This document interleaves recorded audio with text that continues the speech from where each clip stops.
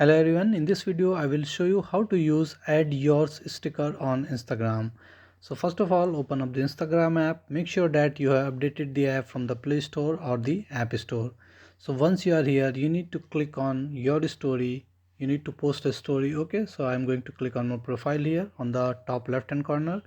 Now you need to choose a pic or simply click a pic here. Suppose I'm going to choose a pic here. Suppose this one.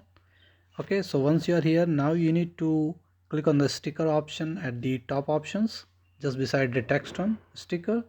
Now you can see add yours is already coming in the first line. Now if it is if it is not showing here, then you can click on search and simply search for add yours. Okay, then click on that one.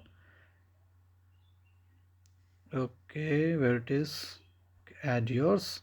Now you need to write a prompt here. Suppose I'm going to write your favorite food, or maybe your favorite pet here. Okay, something like that. So once you have done this one, then you can click on send.